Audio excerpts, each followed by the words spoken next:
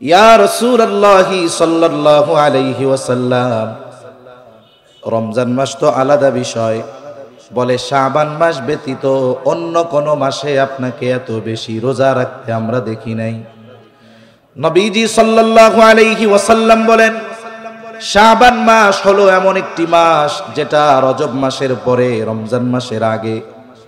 অধিকাংশ মানুষ এই মাসের ব্যাপারে উদাসীন, গাফেল। নবীজি সাল্লাল্লাহু আলাইহি ওয়াসাল্লাম বলেন, এই মাস হলো এমন একটি মাস যেই মাসে প্রত্যেক দিন বান্দার আমল আল্লাহর কাছে পেশ করা হয়। আমরা হাদিসের মধ্যে পড়েছি, নবীজি সাল্লাল্লাহু আলাইহি ওয়াসাল্লাম প্রতি সোম এবং বৃহস্পতিবার রোজা রাখতেন। নবীজি সাল্লাল্লাহু আলাইহি ওয়াসাল্লামকে জিজ্ঞাসা করা হলো, ইয়া রাসূলুল্লাহ সাল্লাল্লাহু আলাইহি ওয়াসাল্লাম, এই দুই দিন রোজা রাখার কারণটা কি? নবীজি সাল্লাল্লাহু আলাইহি ওয়াসাল্লাম বলেন, সোমবার রোজা রাখার কারণ হলো এই দিন আল্লাহ তাআলা আমাকে দুনিয়ায় পাঠিয়েছেন। আর বৃহস্পতিবার রোজা রাখার কারণ হলো এই দিন বান্দার আমল আল্লাহ তাআলার কাছে পেশ করা হয়। এই যে সোমবার আমাকে আল্লাহ তাআলা দুনিয়াতে পাঠিয়েছেন, এই জন্য সোমবার রোজা রাখি। আর বৃহস্পতিবার আল্লাহর কাছে বান্দার আমল পেশ করা হয়, এই জন্য রোজা রাখি। কারণ আমি চাই আমার আমল এমত অবস্থায় আল্লাহর কাছে পেশ করা হোক যে আমি থাকি রোজাদার। কিন্তু শাবান মাসের ব্যাপারে নবীজি বলেন, এই দিন সোম আর বৃহস্পতি আর অন্য কোনো বার নাই। শাবান মাসের প্রত্যেক দিন বান্দার আমল পেশ করা হয় কার কাছে? নবীজি সাল্লাল্লাহু আলাইহি ওয়াসাল্লাম বলেন, আমি এটা পছন্দ করি যে আমার আমল আল্লাহ তাআলার কাছে পেশ করা হবে আর আমি থাকবো রোজাদার। এই জন্য নবীজি সাল্লাল্লাহু আলাইহি ওয়াসাল্লাম শাবান মাসে বেশি বেশি রোজা রাখতেন। আমাদেরও প্রস্তুতিটা এমন হবে, আপনি সারা বছর রোজা রাখেন না, হঠাৎ করে যদি রমজানের 1 তারিখ থেকে রোজা রাখা শুরু করেন, প্রথম 8-10 দিন খুব কষ্ট হয়ে যায়, ঠিক কিনা গণ? এবাদুল্লাহ মসজিদের মধ্যে আইসা শুয়া গড়াগড়ি করে জোহরের পরে, কয় কি হয়েছে? কয় রোজা ধরছে। রোজা আবার ধরে কেমনে? তার মানে এইরকম একটা অভ্যাস তো সব সময় নাই, গোটা 11 মাস একটা নির্দিষ্ট হিসাব অনুযায়ী চলছে। আমাদের যে পাকস্থলী আছে, ওইটা আমরা যেই টাইমে প্রতিদিন খাবার খাই ওই টাইমে ও হা করে থাকে। এখন রোজার মাসে তো সকালে 9টায় নাস্তা করেন না, দুপুর 2টায় তো আপনি দুপুরের খানা খান না। এইবার ও হা করে থাকে, কিন্তু খানা যখন দেন না তখন কি হয়? তখন ওই হা করলে খিদা লাগে আমাদেরও, পাকস্থলীর মুখ হা করছে। এখন এই যে ওর ওই অভ্যাস পরিবর্তন করতে, তার মানে ওই যে সকালবেলায় দুপুরবেলায় হা করে থাকতো খাওয়ার টাইম, এখন তো খাবার দেন ভোর রাত্রে আর দেন ইফতারের সময় মাগরিবের আজানের পরে। এই দুই সময়ের সাথে অ্যাডজাস্ট হইতে পাকস্থলীর সময় লাগে যায় 8-10 দিন। অথচ কি হয়, আমাদের এই 8-10 দিন অভ্যাস পরিবর্তন করতে গিয়ে এই কয়েকদিনের রোজা, নামাজ, তারাবিতে আমরা মজা পাই না। এখন আপনি যদি আগের থেকে অভ্যাস করে ফেলেন তাহলে কি হবে? রোজার শুরু থেকে নিয়েই আপনি রোজার মজা অনুভব করতে পারবেন। তা রাসূলুল্লাহ সাল্লাল্লাহু আলাইহি ওয়াসাল্লাম এই মাসে বেশি বেশি রোজা রাখতেন। আবার দেখুন, যেই শিরোনামে মাহফিল শবে বরাত উপলক্ষে, আমাদের দেশে কিছু ভাই আছে এই শব্দটা শুনলেই তাদের কেমন যেন চুলকায়, আছে না নাই? প্রথমেই তারা বলবে শবে বরাত এটা হাদিসে নাই, আমরাও কই হাদিসে নাই। তবে এটা একটা পরিভাষা, অনেক মানুষ জানে না। এটারে আবার বলে কি, এটা হলো শবে বরাত হলো ভাগ্য রজনী। না না, এটা একটা ফার্সি শব্দ। যেমন আমরা বলি নামাজ, রোজা, এই শব্দগুলো কি আরবিতে আসেনি? এটা ফার্সি শব্দ। নামাজ কোরআনে আছে হলো সালাত, রোজা কোরআনে আছে সিয়াম। শবে বরাত এটা একটা ফার্সি শব্দ, দুইটা শব্দের সমন্বয় একটা বাক্য। সব মানে রাত, বারাত মানে বরাত মানে ভাগ্য না। আমাদের দেশে আমরা কই না আমার বরাত খারাপ রে, এই বরাত আর এই বারাত এক না তো। এই বারাত অর্থ হলো মুক্তি, তার মানে মুক্তির রজনী। কিসের রজনী জোরে বলেন? শবে বরাত এটা হলো মুক্তির রজনী। কেন? এই রজনীতে আল্লাহ সুবহানাহু ওয়া তাআলা ক্ষমার ঘোষণা দিয়েছেন স্পেশাল ভাবে।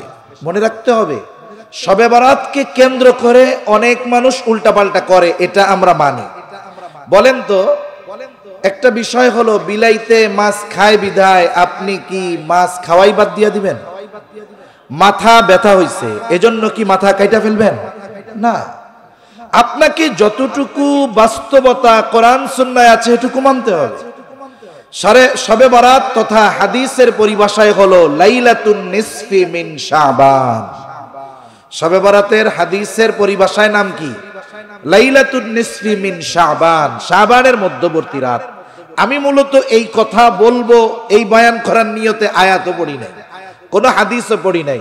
তবে এখানে আসার পরে যখন শিরোনামটা দেখলাম মনে চাইলো একটু বলি, জানার দরকার। তাল হাদিসের ভাষায় হলো লাইলাতুন নিসফি মিন শাবান, শাবানের মধ্যবর্তী রাত। এটা কয় তারিখ? বলে 14 তারিখ দিবাগত রাত। আমাদের দেশে এই তারিখটা আসবে আগামী শুক্রবার দিবাগত রাতে। এখন ওই রাত্রে কি করবেন? স্বাভাবিক নফল নামাজ পড়বেন, ওই রাত্রে একটু ইবাদত বেশি করবেন, আল্লাহ তাআলার কাছে একটু ক্ষমা চাইবেন। এই কথা তো হাদিসে প্রমাণিত। শুধু তাই না, আমাদের দেশের ভাইয়েরা আমাদের অনেক আমলকে জাল বলে চালিয়ে দেন যেই ব্যক্তির মত কথা অনুসারে। নাসিরউদ্দিন আলবানী রহমাতুল্লাহি আলাইহি, ওনার সিলসিলাতু একটা কিতাব আছে হাদিসের আহাদিসুস সহিহা, এই কিতাবের মধ্যে উনি শবে বরাতের যে ফজিলত এটা স্বীকার করেছেন। শবে বরাতের ফজিলতের কথা কমপক্ষে 8 জন সাহাবী থেকে সহিহ সনদে আসছে। এই রাতের ফজিলতের কথা আছে। এখন আসেন এই রাতে ইবাদত করবেন, আল্লাহর কাছে ক্ষমা চাইবেন, অসুবিধা নেই। তবে যারা রুটি বানায় বা অন্যান্য কিছু করতে গিয়ে ইবাদত বঞ্চিত হয়, এটা করা ঠিক না।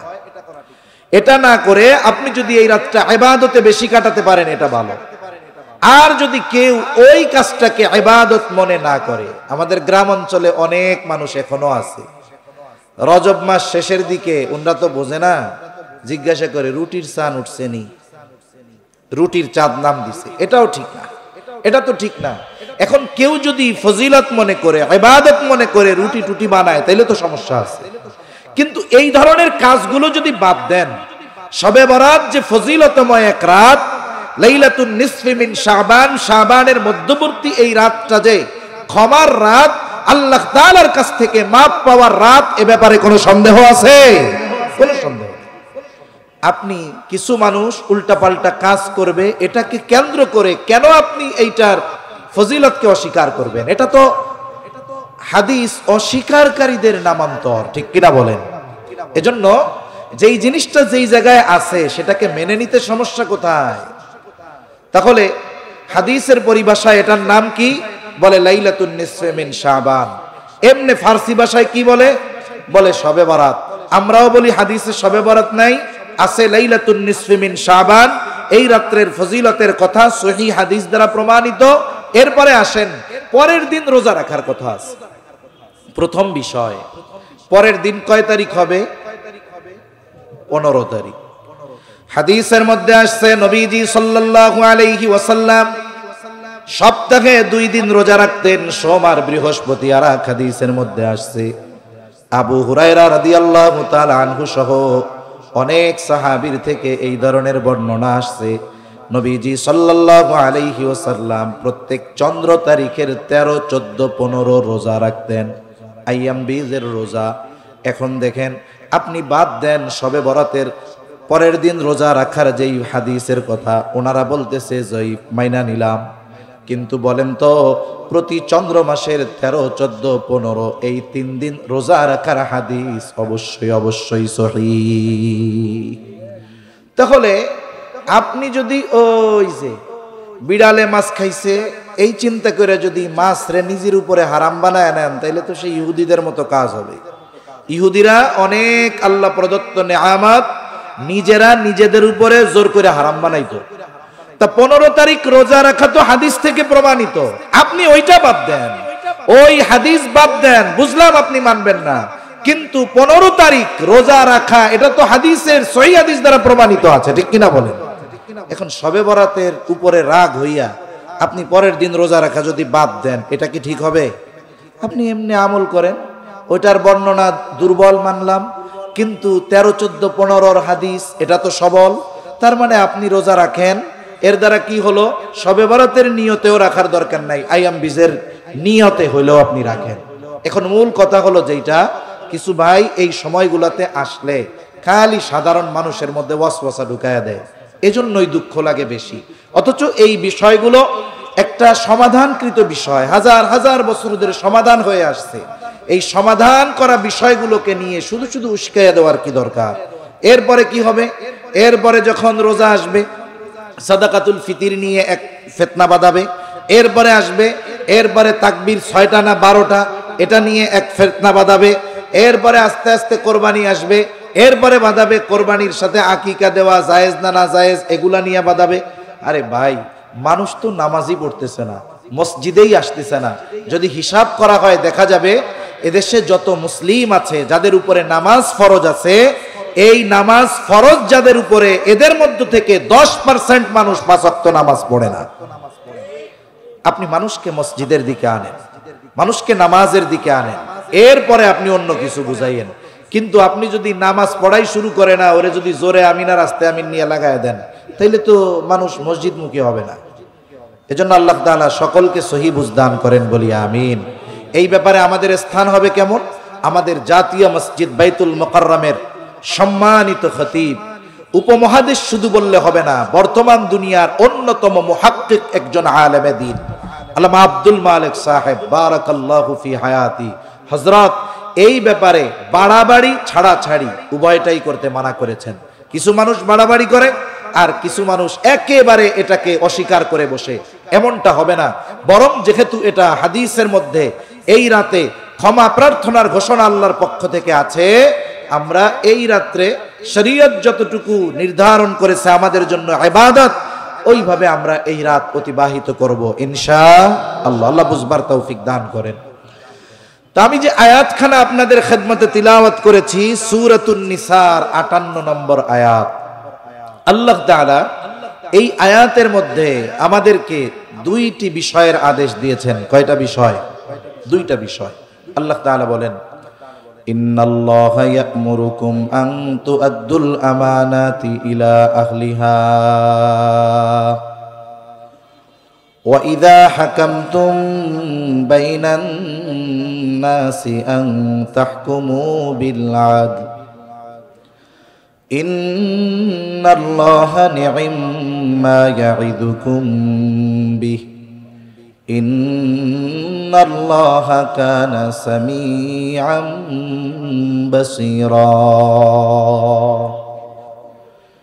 আল্লাহ রাব্বুল আলামিন বলেন, ইন্নাল্লাহা ইয়া'মুরুকুম, আল্লাহ তোমাদেরকে আদেশ দিচ্ছেন, আন তু'আদ্দুল আমানাতি ইলা আহলিহা, যে আমানত তার হকদারের কাছে ফিরায়া দাও। এই আয়াতের মূল কথাগুলো বোঝার জন্য আয়াতের শানে নুজুলটা একটু জানলে আমাদের জন্য সহজ হবে। এই আয়াত নাজিল হওয়ার কারণ, রাসূল আকরাম সাল্লাল্লাহু আলাইহি ওয়াসাল্লাম হিজরতের পূর্বে একবার বাইতুল্লাহর মধ্যে ঢোকার ইচ্ছা পোষণ করলেন। কয়েক ধরনের বর্ণনা পাওয়া যায়, আমি একটা বলতেছি আপনাদের। সময় মানুষের কাছে 2টা দায়িত্ব ছিল সবচাইতে সম্মানের। একটা হলো হাজী সাহেবদেরকে পানি পান করানোর দায়িত্ব। জাহেলিয়াতের সময় হিজরতের পূর্বে হাজী সাহেবদের পানি পান করানোর দায়িত্ব ছিল রাসূল আকরাম সাল্লাল্লাহু আলাইহি ওয়াসাল্লামের চাচা হযরত আব্বাস রাদিয়াল্লাহু তাআলা আনহুর হাতে। আর একটা দায়িত্ব ছিল বাইতুল্লাহর চাবি বহনের দায়িত্ব। এই দায়িত্বটা ছিল ওসমান ইবনে তালহার হাতে। ওসমান ইবনে তালহার কাছে চাবি। নবীজি মক্কা থেকে মদিনায় হিজরত করে চলে যাবেন। নবীজি সাল্লাল্লাহু আলাইহি ওয়াসাল্লাম হিজরতের পূর্বে একদিন ওসমান ইবনে তালহার কাছে চাবি চাইলেন। কাবা, এই কাবার দরজা প্রত্যেক সোম এবং বৃহস্পতিবার খুলে দেওয়া হতো, মানুষেরা ভিতরে যাইত। অন্যান্য সময় যদি কারো যাওয়ার ইচ্ছা হতো তাহলে ওসমান ইবনে তালহার কাছ থেকে চাবি নিয়ে ঢুকতো। নবীজি সাল্লাল্লাহু আলাইহি ওয়াসাল্লাম ওসমান ইবনে তালহার কাছে চাবি চাইলেন যে, ওসমান, আমি একটু বাইতুল্লাহর ভেতরে যাইতে চাই, আমারে তুমি চাবিটা দাও। ওসমান ইবনে তালহা তখনও তো কাফের, আর মক্কা জীবনে আমার আপনার নবী সহ সাহাবায়ে কেরামের উপরে মক্কার কাফেরেরা কেমন আচরণ করতো এটা আপনাদের সকলের জানা। নবীজি চাবি চাইলো, ওসমান ইবনে তালহা আমার আপনার নবীজিকে চাবি দিল না, বরং উল্টা তিরস্কার করতে লাগলো। হযরত আলী রাদিয়াল্লাহু তাআলা আনহু ওসমান ইবনে তালহার কাছ থেকে চাবি কেড়ে নিলেন, নবীজির জন্য বাইতুল্লাহর দরজা খুলে দিলেন। নবীজি তখন বলতেছিলেন, ওসমান আজকে আমি তোমার কাছে চাবি চাইলাম, তুমি আমারে চাবি দিলা না। অচিরেই এমন একটা দিন আসবে যেই দিন এই চাবি আমার হাতে থাকবে, আর ওই দিন এই চাবি বহনের দায়িত্ব আমি যার হাতে খুশি তার হাতে তুলে দিব। ওই সময় পর্যন্ত মনে হচ্ছিল যে বাইতুল্লাহর চাবি নবীর হাতে যাবে, এটা তো অসম্ভব। পারিপার্শ্বিক পরিস্থিতি অবস্থা এটা বলতেছিল না। যেমন আজকের এই পরিবেশ আমরা 7 মাস আগেও চিন্তা করি নাই, ঠিক না? 7 মাস আগেও অনেক কিছু চিন্তা করি নাই, এখন তার বাস্তবতা দেখতেছি। ওসমান ইবনে তালহা নবীজির এই কথার পরে বলল, এই চাবি যদি কোনোদিন আপনার হাতে যায়, সেই দিন কুরাইশ বংশের আর মান সম্মান থাকবে না। নবীজি বললেন, না ওসমান, যেই দিন এই চাবি আমার হাতে আসবে সেই দিন কুরাইশদের সম্মান আরো বেড়ে যাবে। নবীজি এই কথা বলছে, যদিও ওসমান ইবনে তালহা কাফের, কিন্তু আমার আপনার নবীর ব্যাপারে জানে যে গোটা হায়াতে মুহাম্মদ কোনোদিন একটা মিথ্যা কথাও বলে নাই। ওসমান ইবনে তালহা 5ম হিজরিতে হুদাইবিয়ার সন্ধির পরে ইসলাম গ্রহণ করেছেন। ওসমান ইবনে তালহা বলে, যদিও ওই সময় পর্যন্ত মনে হচ্ছিল এটা অসম্ভব, কিন্তু এই কথা যিনি বলেছেন তিনি হলেন মুহাম্মাদুর রাসূলুল্লাহ। এই কথাটা আমার দিলের সাথে গেঁথে গেছে। আমার কেমন যেন মনে হচ্ছিল এটা বাস্তবে পরিণত হয়েও যেতে পারে। বেশি সময় লাগে নাই, মক্কা বিজয় হলো। নবীজির হাতে বাইতুল্লাহর চাবি, কাবার চত্বরে নবীজি বসা। আব্বাস রাদিয়াল্লাহু তাআলা আনহু বলেন, যেহেতু হাজী সাহেবদের পানি পান করানোর দায়িত্ব আমাদের, এখন থেকে বাইতুল্লাহর চাবি বহনের দায়িত্ব আমাদের। ওসমান ইবনে তালহা তখন কিন্তু ইমানদার, কিন্তু এখন চাবি কি করা যায় আলোচনা চলতেছে। এই টাইমে তো আর ওসমান ইবনে তালহার ওই জায়গা থাকতে লজ্জা লাগতেছে, অতীতের কথা মনে পড়ে যাচ্ছে। হায় রে, আমি একদিন চাবি দিছিলাম না, ঢুকতেও দিছিলাম না। উনি বলছিল চাবি একদিন আমার হাতে থাকবে, এটাই তো তার সেই বাস্তবতা। আজকে তো নবী যার হাতে খুশি তার হাতে চাবি দিবে, আর আমারে যে দিবে না এ ব্যাপারে কোনো সন্দেহ নাই। এই জন্য উনি পাশে চলে গেছে। নবীজি সাল্লাল্লাহু আলাইহি ওয়াসাল্লামের কাছে চাচারা বলতেছে, আমার কাছে দিয়া দেন, আমরা এই চাবি বহনের দায়িত্ব নেই। আল্লাহ তাআলা এই সময় এই আয়াত নাজিল করলেন। আল্লাহ তাআলা বলেন, ইন্নাল্লাহা ইয়া'মুরুকুম আন তুআদ্দুল আমানাতি ইলা আহলিহা। আল্লাহ তাআলার মূল নির্দেশটা হলো এইখানে যে এই চাবি বহনের দায়িত্ব, এটাকে আল্লাহ তাআলা আমানত বলে অভিহিত করেছেন এই আয়াতে। সাথে সাথে এই চাবি বহনের দায়িত্ব আল্লাহ তাআলা ওসমান ইবনে তালহার হাতে ফিরাইয়া দেওয়ার আদেশ দিলেন। এখানে প্রথম বিষয় দেখুন, একটা মানুষ যদি কোনো কারণে আমার আপনার উপরে অত্যাচার করে বা আমার সাথে খারাপ আচরণ করে, মনে রাখবেন প্রকৃত বীর ওই ব্যক্তি নয় যে রাগ উঠলেই ধুমধাম মাইরা দেয়, বরং নবীজি সাল্লাল্লাহু আলাইহি ওয়াসাল্লাম বলেন, প্রকৃত বীর হলো সে যে ক্রোধের সময় নিজেকে নিয়ন্ত্রণ রাখতে পারে। মনে রাখতে হবে, সবচাইতে বড় প্রতিশোধ যেই আচরণ করেছে তার ওই আচরণের প্রতি উত্তরে ওই রকম ফিরাইয়া দেওয়া, এটা তো প্রতিশোধ। এর চাইতে বড় প্রতিশোধ তাকে ক্ষমা করে দেওয়া। আবার এই ক্ষমার ক্ষেত্রে জুলুম যদি সবার উপরে হয়, আমার ক্ষমতা নাই যে আমি আমার পক্ষ থেকে তারে মাফ করে দিব না। জুলুম যদি আমার ব্যক্তিগত আমার উপরে কেউ করে, আমি তাকে মাফ করে দেওয়ার অধিকার রাখি। কিন্তু 10 জনের উপরে যদি জুলুম করে, বাকি 9 জনের বিষয় তাদের কাছে, আমি আমার পক্ষ থেকে যদি মাফ করে দিতে পারি, বলে এটা আমার উত্তম আচরণের পরিচয়। ঠিক কিনা বলে? এটা যদি ব্যক্তিগত সম্পৃক্ত হয়, নবীরে ঢুকতে দেয় নাই, এটা নবীকে ব্যক্তিগতভাবে সে বাধা দিয়েছে। যখন নবীজি সাল্লাল্লাহু আলাইহি ওয়াসাল্লাম উসমান ইবনে তালহার হাতে আবার চাবি ফিরাইয়া দিলেন, এর দ্বারা আমার আপনার নবীজির মহানুভবতার প্রকাশ ঘটলো। একজন অপরাধ করেছে, আপনার পাওয়ার আছে, মেরে দিলেন, এটা স্বাভাবিক। কিন্তু আপনার পাওয়ার থাকার পরেও, মারার ক্ষমতা থাকার পরেও আপনি তাকে মাফ করে দিলেন, এটাই অস্বাভাবিক। ঠিক কিনা বলেন? নবীজি যদি চাইতেন চাবি অন্যের হাতেও দিতে পারতেন, কিন্তু আল্লাহ তাআলা চাইলেন তার হাবিবের সম্মান, মহানুভবতাকে আরো উচ্চ করবেন। এবার নবীজি সাল্লাল্লাহু আলাইহি ওয়াসাল্লাম ওসমান ইবনে তালহার হাতে চাবি তুলে দিয়ে বললেন, ওসমান, এই চাবি শুধু তোমার হাতে নয়, কিয়ামত পর্যন্ত এই চাবি বহনের দায়িত্ব তোমার বংশের উপরেই থাকবে। সুবহানাল্লাহ। এবার আসেন আয়াতের মধ্যে যাই। অনেকগুলো গুরুত্বপূর্ণ বিষয় আছে, আমরা দুইটা জিনিস খেয়াল রাখি। এক নাম্বার, আল্লাহ তাআলা এই আয়াতে আমানত দ্বারা দায়িত্বকে বুঝিয়েছেন। সাথে সাথে এই আয়াতে আল্লাহ তাআলা আমানত শব্দটাকে বহু বচন ব্যবহার করেছেন। আল্লাহ তাআলা বলেন, ইন্নাল্লাহা ইয়া'মুরুকুম আন তুআদ্দুল আমানাত। আমানাতুন এক বচন, আমানাত বহু বচন। তাহলে এক নাম্বার, দায়িত্ব আমানত হয়। দুই নাম্বার, আমানত শব্দটা যেহেতু বহু বচন, বোঝা গেল আমানতদারিতা এক দুইটা জিনিসের মধ্যে হয় না, বরং অনেক জিনিসের মধ্যে আমানতদারিতা হয়। এ দুটা পয়েন্ট খেয়াল রাখলে বাকি কথা বোঝা সহজ। এখন আসুন, যদিও এই ঘটনাকে কেন্দ্র করে এই আয়াত নাজিল হয়েছে, তবে ওই ঘটনাকে কেন্দ্র করেই ওর হুকুম সীমাবদ্ধ রয়ে গেছে এমনটা নয়। এই আয়াতের এই নির্দেশনা, এই হুকুম কিয়ামত পর্যন্ত জারি থাকবে। বুজুর্গানে দ্বীন মুফাসসিরিনে কেরাম বলেন, যদিও এখানে আমানতদারিতা ওই দায়িত্বকে কেন্দ্র করে আল্লাহ তাআলা এই আয়াত নাজিল করেছেন, তবে সব ধরনের আমানতদারিতা এখানে উদ্দেশ্য। এখন আসুন, আমানতদারিতা এটা প্রত্যেকটা মুমিনের ঈমানের অবিচ্ছেদ্য অংশ। কিছু বিষয় আছে আমলের সাথে সম্পৃক্ত, আর কিছু বিষয় আছে ঈমানের সাথে সম্পৃক্ত। আমল সম্পর্কিত বিষয় যদি কমও হয়, ঈমান যদি ঠিক থাকে, আল্লাহ তাআলা তাকে মাফ করে দিবে।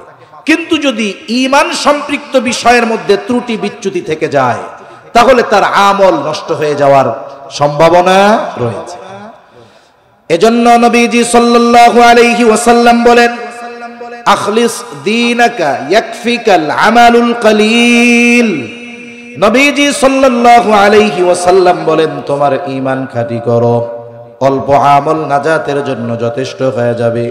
আমরা মুমিন, আমরা যদি আমাদের ঈমানকে পরিপূর্ণ খাঁটি করতে চাই, যেই গুণাবলীগুলো আমাদের অর্জন করা দরকার, তার মধ্যে অন্যতম গুণ হলো আমানতদারিতা।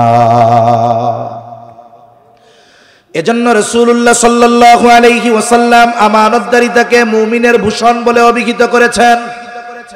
সাথে সাথে আমানতের খেয়ানত করাকে মুনাফিকের আলামত বলে অভিহিত করেছেন।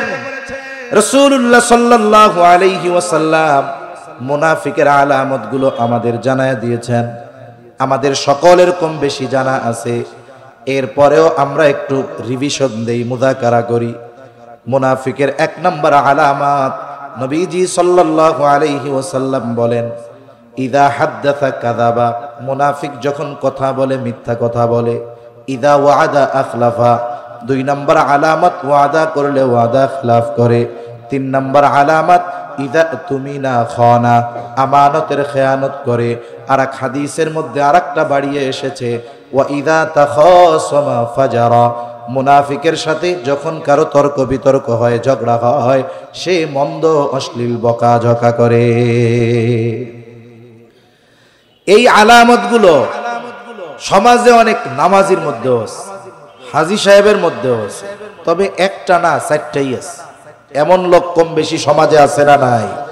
মনে রাখতে হবে, এগুলো হলো ঈমান বিধ্বংসী ভাইরাস। এই যে করোনা ভাইরাসে মানুষ মরছে, ক্যান্সারের জীবাণু যদি কারো দেহে বিস্তার লাভ করে, ওর মৃত্যুর কারণ হয়ে যাইতে পারে। ক্যান্সারে মরলে ও বেঈমান হবে এমনটা কোনো কথা কোরআন হাদিসে কোথাও নাই।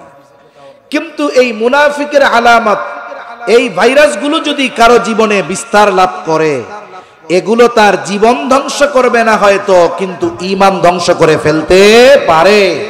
এজন্য এগুলো আমাদের মধ্যে থাকলে আমরা বাইর করে ফেলবো, কোন ইনশাআল্লাহ। ওই যে দেখেন না, অনেকে কম্পিউটারে কাজ করে, হ্যাঁ ডিস্টার্ব দেয়, কেন কি হয়েছে, ভাইরাস ধরছে, ভাইরাস। এজন্য কি দেয়, অ্যান্টিভাইরাস দেয়। তা ভাইরাসে কি করে, বলে ফাইল খেয়া দেয়। কম্পিউটারের ভাইরাস, মোবাইলের ভাইরাস, ফাইল খেয়া দেয়। আর মুনাফিকের আলামত এই ভাইরাস মুমিনের ঈমান খেয়া দেয়। এর মধ্যে একটা হলো ইদা তুমিনা খানা, আমানতের খেয়ানত করা। এটাও মুনাফিকের অন্যতম এক আলামত। নবীজি সাল্লাল্লাহু আলাইহি ওয়াসাল্লাম আমাদেরকে সুন্দরভাবে মুনাফিকের আলামতগুলো জানায় দিয়েছেন। আর মুনাফিক এটা তো কাফেরের চাইতেও জঘন্য। এজন্য আল্লাহ তাআলা বলেন, ইন্নাল মুনাফিকিনা ফিদ দারকিল আসফালি মিনান নার ওয়া লান তাজিদা লাহুম নাসীরা। মুনাফিকের স্থান হবে জাহান্নামের একেবারে তলদেশে, তার জন্য কোনো সাহায্যকারী নাই। তাহলে মুনাফিকের অন্যতম আলামত ইদা তুমিনা খানা, আমানতের খেয়ানত করা। আর মুমিনের ঈমানের অবিচ্ছেদ্য অংশ হলো আমানতের হেফাজত করা। এই জন্য নবীজি সাল্লাল্লাহু আলাইহি ওয়াসাল্লাম বলেন, লা ঈমানা লিমান লা আমানাতা লাহ। নবীজি সাল্লাল্লাহু আলাইহি ওয়াসাল্লাম বলেন, যার মধ্যে আমানতদারিতা নাই তার ঈমান নাই। যার মধ্যে আমানতদারিতা নাই তার কি নাই, জোরে বলেন না, ঈমান নাই। তাহলে আমরা যারা আছি ঈমানদার, যারা শুনতেছি, সকলেই একটু খেয়াল করেন যে আমানতদারিতা এমন একটা গুণ যেটা ঈমানের সাথে সম্পৃক্ত। নবীজিও বলতেছেন আমানতদারিতা যার নাই তার ঈমান নাই। তাহলে বলুন তো, আমরা যদি আমাদের ঈমানকে কামেল করতে চাই, ঈমানকে যদি মজবুত করতে চাই, আমানতদারিতার গুণ অর্জন করার দরকার আছে না নাই? এই আয়াতে আল্লাহ তাআলা আমানতদারিতার কথা বলছেন। যদিও এখানে উদ্দেশ্য ছিল দায়িত্ব, কিন্তু আবার আমানাত শব্দটা বহুবচন উল্লেখ করার মাধ্যমে আল্লাহ জানিয়ে দিলেন যে দায়িত্বটাই শুধু আমানত এমনটা নয়, আরো বহু জিনিসের মধ্যে আমানতদারিতা রয়েছে। এক মজলিসে এক সময় সব বিষয়গুলো এক সময় বলা অসম্ভব, কারণ আজকের মাহফিলের মধ্যমণি তো আমাদের সুলতানুল ওয়াইজিন, কি বলেন ইনশাআল্লাহ। আমি বেশি সময় কষ্ট দিব না, যেহেতু আমি হজরতের সাথেই আসতে পারছি, সৌভাগ্যের বিষয়। হজরতের সাথে আসছি, হজরত চলে আসছেন, বিশ্রাম নিচ্ছেন। অনেক প্রোগ্রামে তো দেখা যায় ব্যস্ততা এত বেশি যে হজরত একেবারে মুখোমুখি সময় নিয়ে আসেন। তা বরিশালের এই মানুষগুলো বড় সৌভাগ্যবান যে হজরত এশার নামাজের একটু পরপরই চলে আসছেন। তার মানে যেহেতু বিশ্রাম টিশ্রাম নিয়ে কথা বলবেন, সেহেতু আশা করা যায় প্রাণবন্ততার সাথে আজকে আলোচনা করবেন ইনশাআল্লাহ। সাথে সাথে মির্জা নুরুর রহমান বেগ সাহেব মোহাব্বতের মানুষ হজরতের, এজন্যই তো বছরের পর বছর হজরতের মোহাব্বতে সুলতানুল ওয়াইজিন আল্লামা খালেদ সাইফুল্লাহ আইয়ুবী হাফিজাহুল্লাহ আপনাদের কাছে আসেন। একটা বিষয় হলো কি, মোহাব্বত যদি একতরফা হয় এতদিন আসার কথা না। তার মানে হজরতকে উনিও যেমন, আপনারাও যেমন মোহাব্বত করেন, উনিও বরিশালবাসীকে মোহাব্বত করে বিদায় দীর্ঘ টাইম এত বছর ধরে আসতে থাকেন। আমি তো এক জায়গায় 2 বছর পর পর গেলে আমার তৃতীয়বার আর যাইতে মন চায় না, কেন চায় না আমি জানি না, কিন্তু হজরত আসতেছেন দীর্ঘ সময় ধরে। আল্লাহ তাআলা আপনাদের আমাদের এই মোহাব্বত কবুল করুক, বলি আমিন। সেজন্য অনেকে চিন্তা করতেছে এখনো হজরত আসছে কি আসছে না আল্লাহই জানে। হজরত চলে আসছে, যত সময় আলোচনায় আসবে ইনশাআল্লাহ। যেহেতু শহর কেন্দ্রিক প্রোগ্রাম, স্বাভাবিক শহরের মানুষ ব্যস্ত, দোকানদার কাজবাজ সাইরা মোটামুটি 10টা, 10:30, 11:30 বাজায় দেয়। এজন্য গ্রাম অঞ্চল হলে বা অন্যান্য উপশহর হলে, শহরের পাশে হলে হজরত 10টায় উঠা যাইতেন। কিন্তু যেহেতু মানুষের ব্যস্ততা, এত আগে যদি উঠে আবার দেখা যাবে মানুষ বলবে যে হুজুর একটু পরে দিলেন না কেন, শহরে তো কামকাজ সেরা আসা লাগবে। এজন্য হজরত আসতে আসতে যতটুকু কথা বলা যায় আমি আপনাদের নিয়ে একটু মুজাকারা করব ইনশাআল্লাহ। তাহলে আমানতদারিতা এক জিনিসের মধ্যে না, বহু জিনিসের মধ্যে। এক নাম্বার, কয়েকটা বিষয় আমরা জানি। এক নাম্বার, আমানতদারিতা হয় লেনদেনের মধ্যে, আদান প্রদানের মধ্যে।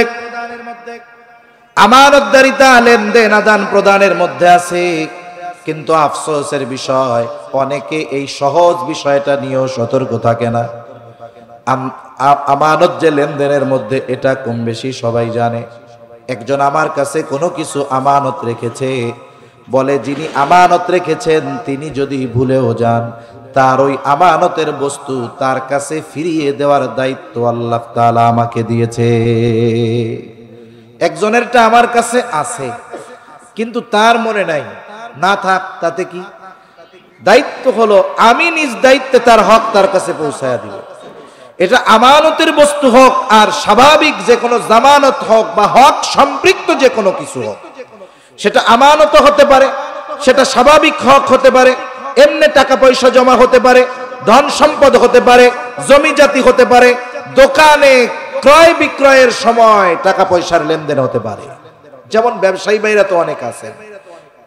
এখানে আমার আগে বরিশালের কৃতি সন্তান আব্দুল্লাহ মাহমুদি হাফিজাউল্লাহ একটা হাদিস বলতেছিলেন যে সত্যবাদী আমানতদার ব্যবসায়ী নবী, রাসূল, শহীদ, সিদ্দিক, নেককার বান্দাদের সাথে অবস্থান করবে। এই লেনদেনের মধ্যে তো আমানতদারিতা আছে। তার মানে দেখুন, কোন দোকানদার এক নম্বর পণ্যের দাম নিয়ে যদি 2 নম্বর মাল দেয়, নিশ্চয়ই সে খেয়ানতকারী, ঠিক কিনা বলেন? সাথে সাথে সে ধোঁকাবাজ, আর অনেকগুলো পাপের মধ্যে হবে, 3 নম্বর হক নষ্টকারী। এজন্য ব্যবসায়ী ভাইরা, এত সহজ একটা হাদিস যে সত্যবাদী আমানতদার ব্যবসায়ী নবীর সাথে থাকবে, সিদ্দিকদের সাথে থাকবে, শহীদদের সাথে থাকবে, নেককার বান্দাদের সাথে থাকবে। ব্যবসা কইরা এই ফ্যাসিলিটি পাওয়া যাবে, তাহলে বুঝতে হবে এই ব্যবসা আমানতদারিতার সাথে করতে হবে, ঠিক কিনা বলেন? বেশি নিয়ে কম দেওয়া যাবে না, 2 নম্বরটার দাম নিয়ে 3 নম্বরটা দেওয়া যাবে না, 1 নম্বরটার দাম নিয়ে 2 নম্বরটা দেওয়া যাবে না। এগুলো যেই ব্যবসায়ী করবে সেই ব্যবসায়ী খেয়ানতকারী, ঠিক কিনা বলেন? এভাবে প্রত্যেকটা ক্ষেত্রে লেনদেনের মধ্যে আমাদেরকে আমানতদার হতে হবে। প্রত্যেকটা ক্ষেত্রে আমানতদারিতা লেনদেনের মধ্যে, এই বিষয়টা নিয়ে লম্বা কথা আমি বলবো না, কম বেশি আমাদের সবার জানা আছে। কমপক্ষে এতটুকু চিন্তা আমি আপনি আপনার মাথায় রাখবো, এই দুনিয়া ছেড়ে আমাদের চলে যেতেই হবে। আমার একটু আমল কম হয় হোক, কিন্তু এমনটা যেন না হয় কিয়ামতের দিন কোন বান্দা আল্লাহর সামনে আমার ব্যাপারে অভিযোগ দাঁড় করায়া দেয় যে আল্লাহ, দুনিয়ায় এই ব্যক্তি আমার হক নষ্ট করেছিল। এই জন্য রাসূলুল্লাহ সাল্লাল্লাহু আলাইহি ওয়াসাল্লাম ওফাতের বেশ কয়েকদিন আগে সাহাবায়ে কেরামকে একত্রিত করে বলেছিলেন, তোমরা যদি আমার কাছে কেউ কোনো কিছু পাওনা থাকো চেয়ে নাও। কারণ কি? কারণ নবীজি এটা পছন্দ করতেন না কেউ কারো ওনার কাছে কেউ কোনো কিছু পাওনা থাকবে আর এই অবস্থায় তিনি আল্লাহ তাআলার সাথে মিলিত হবে। আমরাও এই জিনিসটা আমাদের জন্য বেছে নিব যে এই দুনিয়া থেকে যাওয়ার সময় কোন মানুষ যেন আমার কাছে কোনো কিছু পাওনা না থাকে। দেখুন হাদিসের মধ্যে আসছে, নবীজি সাল্লাল্লাহু আলাইহি ওয়াসাল্লাম বলেন, ওই দিন আসার আগে তোমরা সতর্ক হয়ে যাও যেই দিন আল্লাহ তাআলা বাদী বিবাদীর মধ্যে ফয়সালা করে দিবেন, কিয়ামতের দিন। নবীজি সাল্লাল্লাহু আলাইহি ওয়াসাল্লাম বলেন, দুনিয়াতে কেউ যদি অন্যায়ভাবে কাউকে কথার মাধ্যমেও একটা কষ্ট দিয়ে থাকো, ক্ষমা চেয়ে নাও। কেন? বলেন আল্লাহ তাআলা কিয়ামতের দিন এই আচরণের বিষয়টাকেও আল্লাহ তাআলা বিচার করবে। এজন্য আমি আপনি যদি আচরণের দ্বারাও কাউরে কষ্ট দিয়া থাকি, আমাদের মাপ চেয়ে নেওয়া দরকার, যেন কিয়ামতে সেই কথা না বলতে পারে, আল্লাহ দুনিয়ায় আমার সাথে সে আমার এই আচরণগত হক নষ্ট করেছিল, এটা যেন না করি। কারণ কি? রাসূলুল্লাহ সাল্লাল্লাহু আলাইহি ওয়াসাল্লাম বলেন, কিয়ামতের দিন সবচাইতে নিঃস্ব হবে ওই ব্যক্তি যার নামাজ, রোজা, হজ, যাকাত, ইবাদতের অভাব নাই, কিন্তু সে দুনিয়ায় মানুষের হক নষ্ট করত। এই বান্দার হক নষ্ট করে নেওয়ালা ব্যক্তি কিয়ামতের দিন সবচাইতে নিঃস্ব হবে।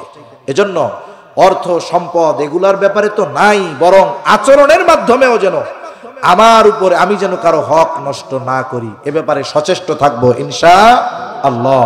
তাহলে প্রথমে বলতেছিলাম লেনদেন সংক্রান্ত বিষয়। আমার কাছে যদি কেউ কোনো হক পাওনা থাকে আমি দিয়ে দিব। ব্যবসার ক্ষেত্রে কেমন হবে, যে ওনার কাছ থেকে 1 নাম্বারটার দাম নিছি, আমি 1 নাম্বার পণ্যটাই দিব। যদি না দেই তাহলে 1 নাম্বার কি হবে, বলে খেয়ানত করা হবে। 2 নাম্বার ধোঁকা দেওয়া হবে। নবীজি বলেন মান গাশশানা ফালাইসা মিন্না, যে আমাদের ধোঁকা দেয় সে আমাদের দলভুক্ত নয়। 3 নাম্বার কি হবে, বলে বান্দার হক নষ্ট করা হবে। এই যে বড় বড় অন্যায়গুলো হয়, এই অন্যায়গুলো থেকে যদি ব্যবসায়ী ব্যবসা করতে পারে তাহলে আমানতদার ব্যবসায়ী, সত্যবাদী ব্যবসায়ী, সাথে সাথে নবী, শহীদ, সিদ্দিক, নেককার বান্দাদের সাথে সে অবস্থান করতে পারবে। তাহলে 1 নাম্বার আমানতদারিতা হয় লেনদেনের মধ্যে, আমরা লেনদেন সংক্রান্ত বিষয়ে আমানতদার হব। 2 নাম্বার কথাও হয় আমানত। নবীজি সাল্লাল্লাহু আলাইহি ওয়াসাল্লাম বলেন ইদা হাদ্দাসার রাজুলু সুম্মা ইলতাফাতা ফাহিয়া আমানাতুন। নবীজি সাল্লাল্লাহু আলাইহি ওয়াসাল্লাম বলেন যখন কোনো মানুষ কথা বলে আর এদিকে সেদিকে তাকায়, ফাহিয়া আমানাতুন, ওই কথাটা যার কাছে বলে এই কথাটা তার কাছে আমানত হয়ে যায়। আমাদের অভ্যাসের পরিপূর্ণ ব্যতিক্রম। এমনিতে যেমন তেমন, যদি কেউ কোনো কথা বলার পরে বলে হুজুর আপনার কাছে বললাম, খবরদার আর কারোর কাছে কইেন না, এই কথা যদি মানুষে জানে আমার মান সম্মান থাকবে না। আপনারে বিশ্বাস করি হুজুর, এই জন্য আপনার কাছে কইলাম। এখন ওই ব্যক্তি কেমন যেন নিজের পায়ে নিজে কুড়াল মেরা দিল। এখন কি হবে, আমাদের অভ্যাস দেখটা, আমারে দিয়েই উদাহরণ দিচ্ছি। এখন যতক্ষণ আমি আর একজনের কাছে না বলি ততক্ষণ আমার পেটের মধ্যে ওই কথা পুটপুট করতে থাকে, পুটপুট করে গেলি, মানে কথা আর একজনের না বলা পর্যন্ত অস্থিরতাই আমার থেকে যায় না। এটা আমাদের একটা বদ অভ্যাস। অনেক মানুষের অনেক কথা আছে, যেই কথাগুলো সে নির্দিষ্ট কিছু মানুষের কাছে বিশ্বাস করে বলে, সবার কাছে বলতে পারে না। যেমন অনেক মানুষ আছে এরকম, জানাশোনা মানুষ, কম বেশি আপনাদেরও থাকতে পারে, খুব পাওয়ারফুল, সম্পদওয়ালা। আমরা বাহির থেকে দেখা মনে করি এই লোক, এর মতো শান্তি আর সুখে আর কেউ নেই, কিন্তু বাস্তবতা পুরো ভিন্ন। সে বাহিরে যেমন তেমন সুখের ভাব টাপ দেখায়, ঘরের মধ্যে অবস্থা অন্যরকম। কিরকম, বলে তার স্ত্রী কথা শুনে না, মাঝে মধ্যে একেবারে ছেলে মেয়ে বউ দুইরা ওরে একসাথে পিটানি দেয়। এখন বউ যে পিটায় এ কথা কি পাবলিকের কাছে বলা যায় নাকি? এখন এটা কত দুঃখের বিষয়। এটা আইসা বলবে কার কাছে, যাকে বিশ্বাস করে তার কাছে। এখন আইসা কি বলবে, ভাই আপনারা তো আমারে খুব বাহিরে ভালোই দেখেন, মনে করেন খুব সুখ শান্তিতে আছি, আমার তো জীবনের আসল কথা জানেন না। আপনার একটু কেউ শুনে নাকি, ডানে বামে তাকায় আর কি। এরকম কেন তাকায়? কারণ সে তাকায় তার এই কথা যেন অন্য কেউ না শুনে, তাকে যেন কেউ না দেখে। এই যে দেখেন ডানে বামে তাকায় বলা শুরু করছে, হুজুর দুঃখের কথা কইেন না, আজকে সকালবেলাও বউ আমার পিটানি দিছে। আপনারা তো দেখেন আমি কত বীর পুরুষ। এখন কোন তো এই লোকটারে যে তার ওয়াইফ পিটায়, এটা যদি এলাকার মানুষ জানে, এরপরে কি করবে, ওই গলির থেকে যে দিক দিয়া যাবে, দেখো ওই যে বোর মায়ের খয়েন না বেড়া, ওইটা যায়, ইজ্জত সম্মান থাকবে তার? এখন দেখেন এটা হলো কি, এই কথাটা তার সম্মান সম্পৃক্ত বিষয়, আমার কাছে বলছে, মনে করেন আমার দায়িত্ব কি, আমার এটা গোপন রাখা দরকার।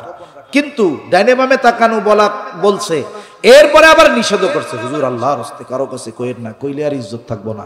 এখন ওই লোক আমার কাছে বইলা আমার চোখের আড়াল হওয়ার আগে আমার পাশে যে আমি তারে ডাক দিয়ে কই, এদিকে শুনি, কি হইছে, আমার কাছে কি কইছে শুনছস? আপনি না কইলে শুনবো কেমনি? আরে এই বেড়ারে তো আমরা তো এত ডরাইতাম, কিন্তু এই বেড়ার তো ওইরকম না, তো এরে বউ প্রতিদিন ওরে পিডাই।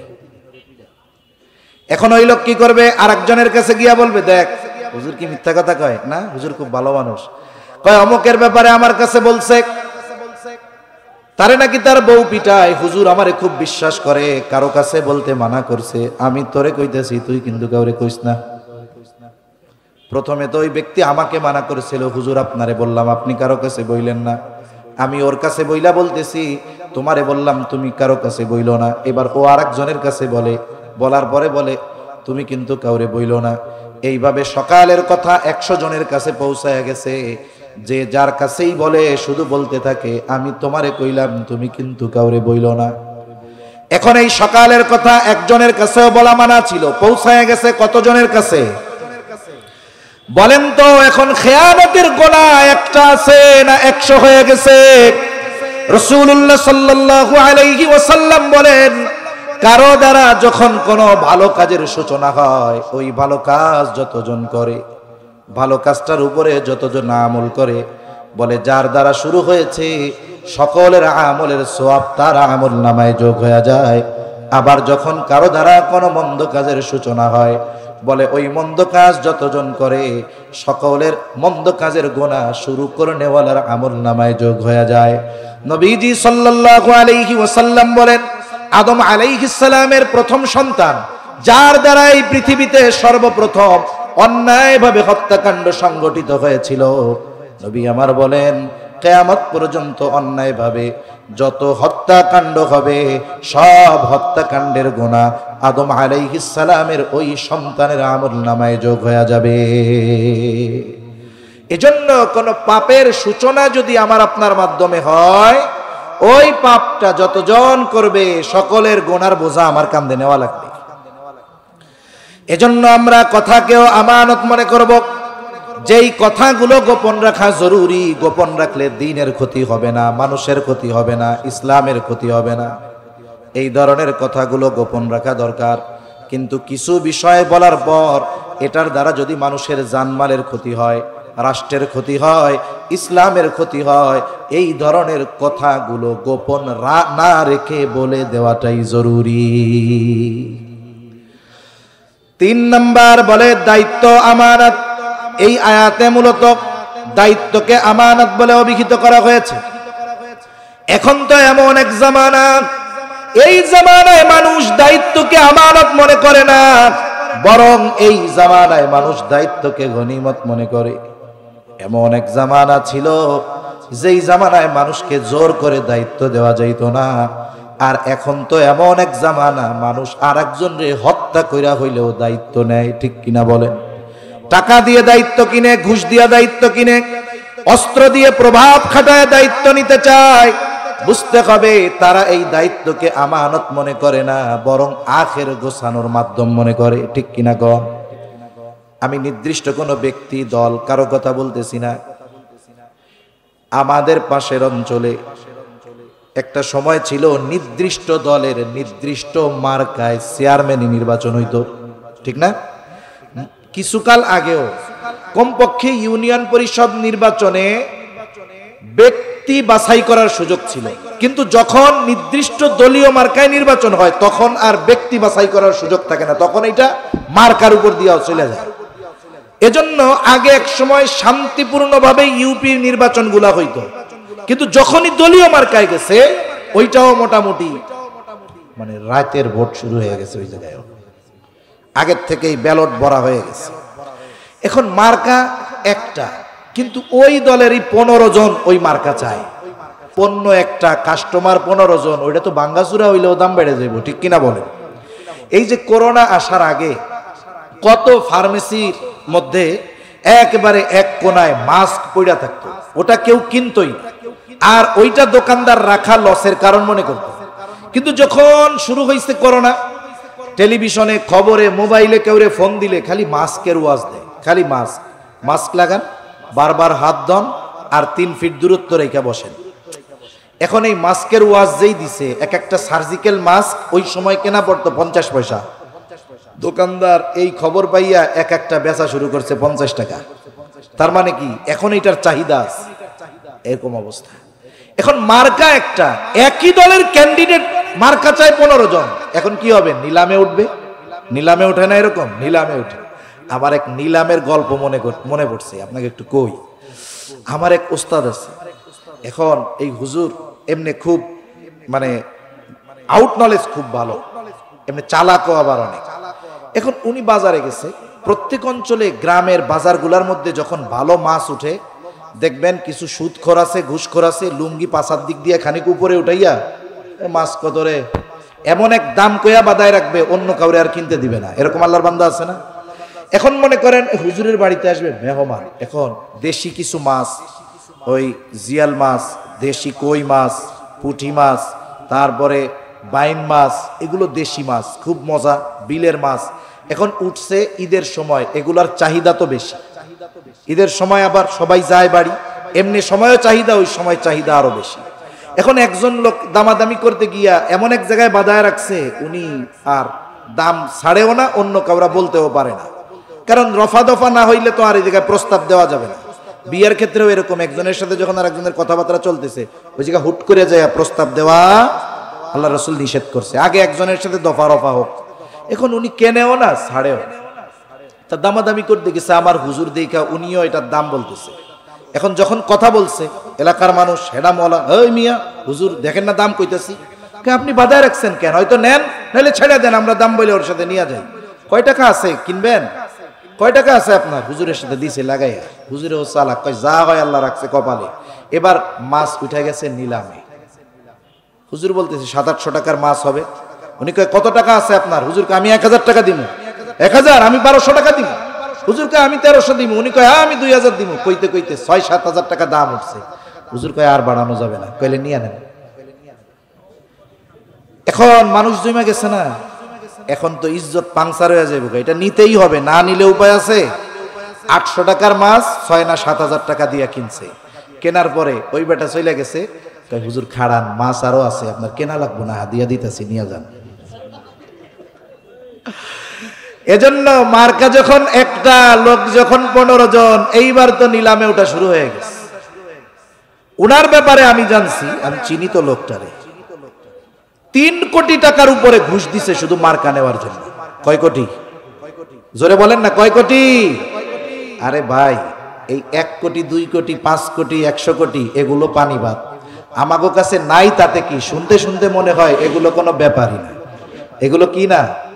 যে দেশ থেকে বলে 1 লক্ষ কোটি টাকা এক কোম্পানি দুর্নীতি করে সাইজ করে দেয়, সে দেশে 1 2 4 5 কোটি টাকা কোনো টাকা হইল? এখন দেখেন, ওই যে করোনার সময় আর এক গল্প বলি, কষ্ট হইতেছে না তো আপনাদের? শুনেন, শিক্ষণীয় বিষয় আছে, গল্প শুধু মজায় নেওয়া যাবে না, কথার মধ্যে থেকে মূল বিষয়টা বুঝতে হবে। দেখেন, ইংল্যান্ডের প্রধানমন্ত্রী জেমস ক্যামেরন না কি নাম ওনার, ইংল্যান্ডের প্রধানমন্ত্রী, উনি করোনাকালীন সময় একবার খবরের মধ্যে দেখলাম, উনি বলতেছে যে আমি প্রধানমন্ত্রীর দায়িত্ব ছেড়ে দিব। কেন? বলে এই দায়িত্ব পালন করতে গিয়ে আমার সংসার চালাইতে কষ্ট হইতেছে। লোকটা হলো ব্যবসায়ী, তা কি করবেন? বলে আমি আমার ব্যবসায় সময় দিব যাতে আমার পরিবার আমি ভালোভাবে চালাইতে পারি। উনি কি বলেন তো, ইংল্যান্ডের কি ছিলেন? প্রধানমন্ত্রী। আচ্ছা, এই খবর দেখে আমি মনে মনে চিন্তা করি, তোর কপাল বড় পোড়া রে, তুই কেন ইংল্যান্ডে জন্ম নিলি? কোনো মতে কষ্ট মষ্ট করে যদি তোর জন্মটা বাংলাদেশে হইতো, কোনো মতে তুই যদি 5 বছর মেম্বার থাকতে পারতি, তুই তো বেটা ইংল্যান্ডে 5টা বাড়ি কিনতে পারতি আজকে। ঠিক কিনা বলেন? আর যদি কোনো মতে এমপি মন্ত্রী হইতে পারে, তাইলে ওরে আর পায় কে? 250 বাড়ি থাকতো তোর ইংল্যান্ডে। তোর বেটা মইরা যাওয়া দরকার, আর নাহলে বাংলাদেশে এসে নাগরিকত্ব নেওয়া দরকার। অন্যান্য দেশের মানুষ প্রধানমন্ত্রীর দায়িত্ব পালন করে সংসার চালাতে পারে না, আর এদেশের এক জেলার ছাত্র নেতা সেই নাকি 1000 কোটি টাকা পাচার করে। 1000 কোটি টাকা, এটা যদি আমারে গুনতে দেয় হায়াত শেষ হয়ে যায়। এখন কি করছে উনি? মার্কা 3 কোটি টাকা দিয়ে মার্কা কিনছে। এখন একটা পোস্টার বানাইছে। পোস্টার বানায় না নির্বাচনে, কি লেখা থাকে? আসন্ন এত নং ইউনিয়ন পরিষদ নির্বাচনে চেয়ারম্যান পদপ্রার্থী হিসাবে অমুক ভাইকে তমুক মার্কায় ভোট দিয়ে অত্র ইউনিয়নের জনগণের সেবা করার সুযোগ দিন। ওনারা যদি জিজ্ঞাসা করেন, ভাই চেয়ারম্যান কেন হবেন? বলে জনগণের সেবা করতে চাই। ওনারে তো তাহলে বলা যায়, বাস্তবেই যদি আপনি জনগণের সেবা করতে চান, আপনার তো চেয়ারম্যান হওয়া লাগে না, কারণ যেই লোক মার্কাই 3 কোটি টাকা দিয়ে কিনতে পারে, তার জনগণের সেবা করার জন্য চেয়ারম্যান হওয়া লাগে না। তার মানে এই চেয়ারম্যানের মধ্যে কিছু মধু আছে, ঠিক কিনা বলেন? চেয়ারম্যানের মধ্যে মধু আছে। এদেশে দেখেন, যখনই এদেশের মানুষ যেখানেই হোক মুসিবতে পতিত হয়, এই যে সম্প্রতি সময় বড় বন্যা গেছে, নোয়াখালী, ফেনী, কুমিল্লা, আলহামদুলিল্লাহ বড় বড় অনেক সংগঠন মানবতার সেবায় কাজ করছে। আমাদের আজকের মাহফিলের প্রধান অতিথি যিনি, আল্লামা খালেদ সাইফুল্লাহ আইয়ুবী সাহেব, হযরতের একটা সামাজিক সংগঠনও আছে, ইমদাদুল আবেদিন ফাউন্ডেশন। আমরা এই ফাউন্ডেশনের তত্ত্বাবধানে বেশ কয়েকবার, আমি নিজে গেছি 2 বার, হযরতও বেশ কয়েকবার গেছে, আমরা প্রত্যন্ত অঞ্চলে মানুষের কাছে সেবা সামগ্রী পৌঁছানোর সর্বোচ্চ প্রচেষ্টা করেছি। অন্যান্যদেরটা হাইলাইট হলেও হযরতেরটার বিষয় ছিল একটু অন্যরকম, যে একেবারে খুঁজে খুঁজে খুঁজে খুঁজে গিয়ে গিয়ে আমরা মানুষের কাছে পৌঁছিয়ে ওগুলো আমরা দিয়েছি। কারণ হযরতের মুহিব্বিন অনেক, তারা হযরতকে সঠিক তথ্য দিতে পেরেছে বিধায় প্রকৃত হকদারদের কাছে আমরা পৌঁছাইতে পেরেছি। আমাদের একটা কাফেলা এক নৌকা ত্রাণ নিয়ে গেছে, বলে 3 ঘন্টা নৌকা চালানো লাগছে ওর মধ্যে, এরপরে ওই এলাকায় গেছে। আমরা শুরুর দিকে যাই নাই, গেছি মাঝামাঝি সময়ের দিকে। ওই সময় ওই জায়গায় যাওয়ার পরে যেই ভাইরা গেছে তারা বলতেছে যে হুজুর, এই যে এতদিন পার হয়ে গেল, প্রায় 2 সপ্তাহ অধিক হয়ে গেছে, কেউ আমাদের কাছে এই পর্যন্ত আসে নাই, আপনারাই প্রথম আসছেন। তা একটা জিনিস দেখেন, মানুষ যদি মানুষের সেবা করতে চায়, চেয়ারম্যান হওয়া লাগে, মেম্বার হওয়া লাগে। আল্লাহ যদি এবিলিটি দেয় এটা দ্বারা সম্ভব। কিন্তু দায়িত্ব কেন নিতে চায়? কারণ দায়িত্বের মধ্যে মজা আছে, ঠিক কিনা বলেন? ইমাম আজম আবু হানিফা রাহমাতুল্লাহি আলাইহি, খলিফা মনসুর ইমাম আবু হানিফা রাহমাতুল্লাহি আলাইহিকে প্রধান বিচারকের দায়িত্ব নেওয়ার জন্য বললেন। ইমাম আবু হানিফা রাহমাতুল্লাহি আলাইহি এই প্রস্তাব ফিরিয়ে দিলেন যে না, আমি দায়িত্ব নিতে পারবো না। খলিফা সবার সামনে এত বড় প্রস্তাব দিয়েছে যে প্রধান বিচারকের দায়িত্ব নিতে হবে। মানুষ তো বড় বড় পদ চায়। আমার দেশ একটা পত্রিকা আছে, ওই পত্রিকায় একটা খবর একদিন দেখতেছিলাম, হাইকোর্টের 4 জন অথবা 5 জন বিচারকের ছবি দেওয়া। শিরোনাম হলো প্রত্যেকটা বিচারকের পদোন্নতি হয়েছে অবিচার করার মাধ্যমে। হিসাব ছিল কি, সুবিচার করলে পদোন্নতি হবে, আর প্রত্যেকটা অবিচার কইরা পদোন্নতি পেয়েছে। কি কইরা পদোন্নতি পেয়েছে? অবিচার করে পদোন্নতি পেয়েছে। ইমাম আবু হানিফা রাহমাতুল্লাহি আলাইহি সাথে সাথে প্রস্তাব ফিরাইয়া দিলেন, না, আমি এই দায়িত্ব নিতে পারবো না। খলিফা প্রচন্ড রাগান্বিত হলেন, তার হাতে চাবুক দিয়ে ইমাম আবু হানিফার গায়ে একটা বাড়ি মেরা দিল। প্রচন্ড রাগ, ইজ্জতে লাগছে, ইগোতে আঘাত লেগেছে, আত্মমর্যাদায় আঘাত লাগছে যে আমি খলিফা, আমি প্রস্তাব দিয়েছি, আমার প্রস্তাব মুখের উপরে ফিরাইয়া দিল। খলিফা মনসুর রাজপ্রাসাদে ফিরে গেলেন। খলিফা মনসুরের চাচা বলে, মনসুর, কাজটা তুমি ভালো করো নাই, ইমাম আবু হানিফার গায়ে আঘাত করেছো, তুমি তার কাছে ক্ষমা চাও। যখন বাড়ি মারছে তখন তো ছিল রাগান্বিত অবস্থায়, আর এখন তো রাগ নাই। কারণ মানুষ যখন রাগান্বিত অবস্থায় থাকে, এমন কিছু সে করে বসতে পারে যেই করার দ্বারা, যেই বলার দ্বারা সে হয়তো পরবর্তীতে আফসোস করতে থাকে। এজন্য রাগান্বিত অবস্থায় কোনো সিদ্ধান্ত নিতে হয় না, সিদ্ধান্ত নিতে হয় ঠান্ডা মাথায়। আর রাগ যখন হবে, দাঁড়া থাকলে বসে পড়তে হবে, বসে থাকলে শুয়ে পড়তে হবে, ওযু করতে হবে, নামাজে দাঁড়ায় যেতে হবে। আমাদের দেশে অনেক বিবাহ বিচ্ছেদের ঘটনা ঘটে, একেবারে তুচ্ছ কারণ, একটা সময় বড় হয়ে যায়, স্ত্রী একটু উল্টাপাল্টা কথা বলে, গরম কথা বলে, স্বামী 4 মেয়ের মারে 14 গোষ্ঠী ধইরা তালাক মেরে দেয়। এমন ঘটনা ঘটে কি ঘটে না? যেই তালাক মেরে দেয়, শয়তান তো এক মিশন শেষ করে চলে যায়, রাগ টাক শেষ। এখন 2 জনের কাছে মোহাব্বতের ভান্ডার নিয়ে হাজির হয়। একটু আগে একজন একজনের দিকে তাকাইতেই পারে না, এখন দিল কয় যে 2 জন 2 জনের ছাড়া বাঁচবে না। এখন হুজুরের কাছে চলে গেছে, মাহমুদিয়া মাদ্রাসায় যায়, কয় হুজুর কাম তো শেষ। কি হয়েছে? আমি তো 14 গোষ্ঠী ধইরা দিয়ে দিছি। দিছস কেন? রাগ হইয়া দিছি। আরে মিয়া, তরকারি মজা হইলে কি কেউ তালাক দেয় নাকি? খুশি হইয়া কেউ তালাক দেয়? দেয় তো রাগ হইয়া। এজন্য রাগান্বিত অবস্থায় সিদ্ধান্ত নিলে এটা পরবর্তীতে পস্তানোর কারণ হতে পারে। এজন্য সিদ্ধান্ত নিতে হবে ভেবেচিন্তে। আর রাগান্বিত অবস্থায় কি করতে হবে? বলে মানুষজন যদি পাশে থাকে 2 জনকে সরাইয়া দিবে, আর যদি না থাকে সে কমপক্ষে তার নিজের অবস্থা পরিবর্তন করবে, তাহলে আশা করা যায় বড় ধরনের অঘটন থেকে বাঁচা যাবে। ঠিক কিনা বলেন? ইমাম আবু হানিফা যখন চাবুক দিয়া বাড়ি মারছে তখন তো রাগান্বিত অবস্থায় ছিল, এখন তো তার রাগ নাই, কিন্তু ক্ষমা চাইতে যাবে এটা তার লজ্জা লাগতেছে, কারণ এখন রাগ নাই। বিশ্বস্ত একজন মানুষকে পাঠায় দিল, যাও আমার পক্ষ থেকে ইমাম আবু হানিফার কাছে ক্ষমা চাইবা। সাথে সাথে 1 থলে স্বর্ণ মুদ্রা দিয়ে দিল যে এটা আমার পক্ষ থেকে ইমাম আবু হানিফার জন্য হাদিয়া জানায়া দিবা। লোকটা চলে গেল। সেও খুব চতুর মানুষ, চালাক মানুষ। গিয়া বলে, ইমাম, খলিফা তার আচরণের জন্য লজ্জিত, আপনার কাছে ক্ষমা চেয়েছে, আপনি তারে ক্ষমা কইরা দেন।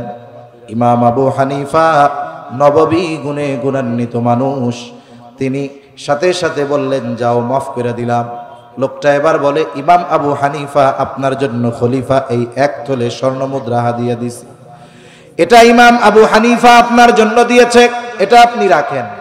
আর হাদিয়াটা যদি আপনি গ্রহণ করেন, তবেই খলিফা সুনিশ্চিত হবে যে আপনি তাকে মাফ করে দিয়েছেন। ইমাম আবু হানিফা বলতেছে, এটা ফিরায় নিয়ে যাও। লোকটা জোরাজুরি করে। ইমাম আবু হানিফা জিজ্ঞাসা করতেছে, এই খলিফা এত স্বর্ণ মুদ্রা আমাকে হাদিয়া দিল, এটা কি ওনার ব্যক্তিগত সম্পদ নাকি? এইবার ওই লোকটা বলে, খলিফার ব্যক্তিগত সম্পদ কোথার থেকে পাবে, কোথার থেকে দিয়েছে? বলে, এটা রাষ্ট্রীয় কোষাগার থেকে দিয়েছে। বলেন তো, রাষ্ট্রের সম্পদের মালিক শাসক নাকি জনগণ? এই জন্য রাষ্ট্রের কোন সম্পদ কোন রাষ্ট্রপ্রধান নিজের ব্যক্তিগত কাজে ব্যবহার করতে পারবে না, কারণ এই রাষ্ট্রের সম্পদ হেফাজতের দায়িত্ব তাকে দেওয়া হয়েছে। এই জন্য প্রতি মাসে তাকে ভাতা দেওয়া হয়। ইমাম আবু হানিফা বলতেছে, এটা ফেরত নিয়ে যাও। লোকটা আরো জোরাজুরি করে। ইমাম আবু হানিফাকে বলতেছে, আপনি এটা রাখেন, নিজে ব্যবহার না করেন, মানুষরে সদকা করে দিয়েন। ইমাম আবু হানিফা বলতেছে, শোনো, তোমার কাছ থেকে এটা রাখবার পর আমি এটা নিজের জন্য ব্যবহার করি নাকি সদকা করে দেই সেটা বিষয় নয়, কিন্তু তোমার খলিফা এটা জানবে ইমাম আবু হানিফা আমার দেওয়া হাদিয়া গ্রহণ করেছে, এটা তো ফেরত দিবাই। সাথে সাথে তাকে বলে দিবা, রাষ্ট্রীয় এই দায়িত্ব তার কাছে আমানত, এই সম্পদ মানুষের সম্পদ, এটা হেফাজতের জন্য তাকে দেওয়া হয়েছে। আর রাষ্ট্রীয় কোনো সম্পদ ব্যক্তিগত কাজে ব্যবহার করা যাবে না, করলে সেটা খেয়ানত হবে। লোকটা গিয়া খলিফার কাছে বলছে। কিছু মানুষ আছে দেখবেন, মিথ্যা কথা এত সাজায় গুজায় কয় যে এর মিথ্যা কথা শুনতেও ভালো লাগে, ঠিক না? এরকম কিছু মানুষ আছে না? ওই লোকটা খুব সাজায়া গুছায়া ইমাম আবু হানিফা রহমাতুল্লাহ আলাইহির ব্যাপারে অভিযোগ দিছে। খলিফা আরো রাগ হয়ে গেছে, বাহিনী পাঠায় দিছে, যাও এত বড় স্পর্ধা, আটক করো, জেলখানার মধ্যে বড়। ইমাম আবু হানিফাকে জেলখানার মধ্যে বড় হলো। প্রতিদিন চাবুক দিয়ে আঘাত করা হতো, আর বলা হতো প্রধান বিচারকের দায়িত্ব নেন, ছেড়ে দেওয়া হবে। ইমাম আবু হানিফা জুলুম সহ্য করেছেন, তবুও তিনি প্রধান বিচারকের দায়িত্ব নেন নাই। ঐতিহাসিকদের থেকে 2টা মত পাওয়া যায়। একটা হলো ইমাম আবু হানিফা রহমাতুল্লাহ আলাইহিকে জেলখানার মধ্যেই খাবারের সাথে বিষ প্রয়োগ করে শহীদ করে দেওয়া হলো। আর এক বর্ণনা, উনি যখন প্রচন্ড অসুস্থ, ছেড়ে দেওয়া হলো, বাড়িতে আটক করে ফেলা হলো, গৃহবন্দী। ইমাম আবু হানিফা রহমাতুল্লাহ আলাইহির শাগরেদরা জিজ্ঞাসা করে, যেই দায়িত্ব নেওয়ার জন্য আপনার উপরে এত জুলুম, এত অত্যাচার, এই দায়িত্ব গ্রহণে যত যোগ্যতা দরকার, যত ইলম দরকার, সব কিছু আল্লাহ তাআলা আপনাকে দিয়েছেন। দায়িত্ব নেওয়ার ব্যাপারে সর্বোচ্চ যোগ্য হওয়ার পরেও কেন আপনি দায়িত্ব গ্রহণ করলেন না? ইমাম আবু হানিফা রহমাতুল্লাহ আলাইহি বলেছিলেন যে, শোনো, আমি যেই দায়িত্ব নেই নাই, সেই দায়িত্বের ব্যাপারে আল্লাহর সামনে আমাকে জবাবদিহিতা করা লাগবে না, কিন্তু আমি যদি দায়িত্ব নেই, এই দায়িত্ব পালনে যদি কোনো ত্রুটি বিচ্যুতি হয়ে যায়, আল্লাহ তাআলার সামনে জবাবদিহিতার কাঠগড়ায় দাঁড়ানো লাগবে। কারণ আবু দাউদের একটা বর্ণনা আছে, নবীজি সাল্লাল্লাহু আলাইহি ওয়াসাল্লাম বলেন, কাউকে যদি কোনো দায়িত্ব দেওয়া হয়, বলে কেউ যদি ওই দায়িত্বের সুচ পরিমাণ খেয়ানত করে, সুচ পরিমাণ, নবীজি সাল্লাল্লাহু আলাইহি ওয়াসাল্লাম বলেন, ওই ব্যক্তি কিয়ামতের দিন খেয়ানতের বোঝা নিয়ে আল্লাহর সামনে হাজির হবে। তাহলে দায়িত্ব আমানত, কিন্তু আমরা দায়িত্বরে মনে করতেছি গনিমত। যে যেই দায়িত্ব পায়, কেউ যদি দায়িত্বে ফাঁকি দিয়ে মাস শেষে পরিপূর্ণ বেতন নিতে পারে, ও মনে করে আমার মতো চালাক এই দুনিয়ায় আর কেউ আছে না। এরকম এজন্য আমরা দায়িত্বকে আমানত মনে করব। সময়টা আমানত, দায়িত্ব আমানত, সময়টাও আমানত। মাজহার নানুতুবি রহমাতুল্লাহি আলাইহি, মাজাহিরুল উলুম সাহারানপুর একটা মাদ্রাসা আছে ভারতে, যার নামে এই মাদ্রাসা। উনি দায়িত্ব আর সময়কে কেমন গুরুত্ব দিতেন, বলে উনি যে ক্লাস করাইতেন সময় হিসাব করে মাস শেষে উনি ওজিফা নিতেন। আল্লামা রফি উসমানী দামাত রহমাতুল্লাহি আলাইহি, উনি ওনার এক বয়ানের মধ্যে বলতেছেন ওনার কথা।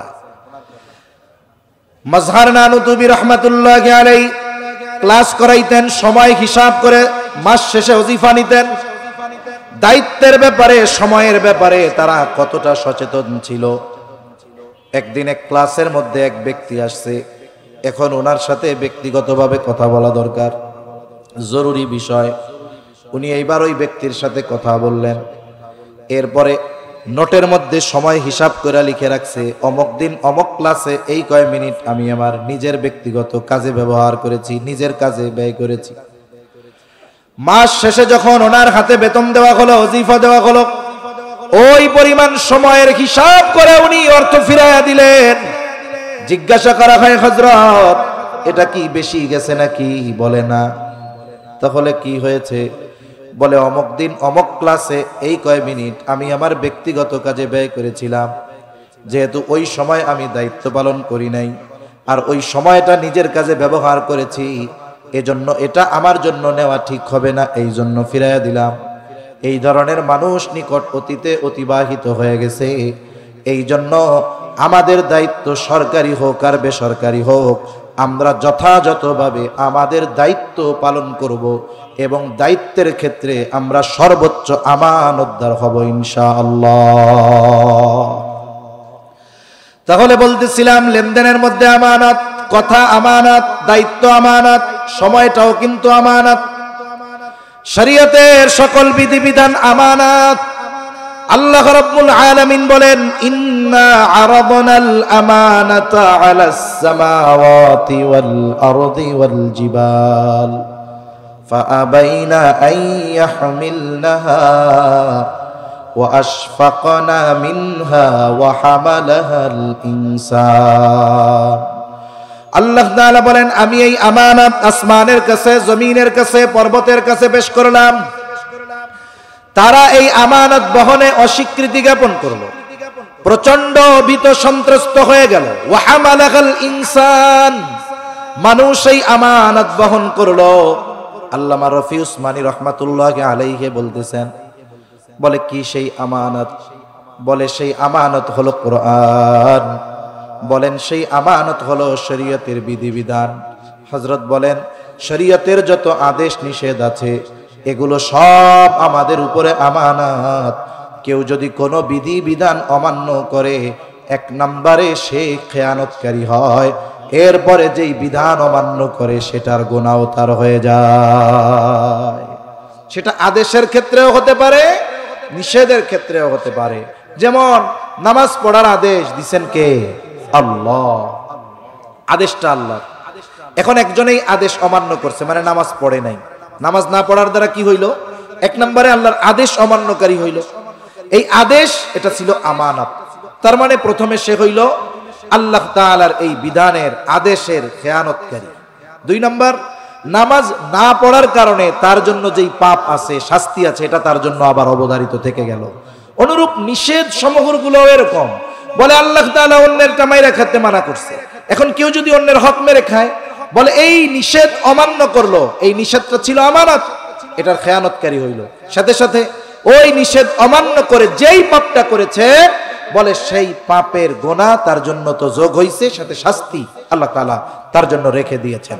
এজন্য শরীয়তের বিধিবিধান এগুলো আমানত।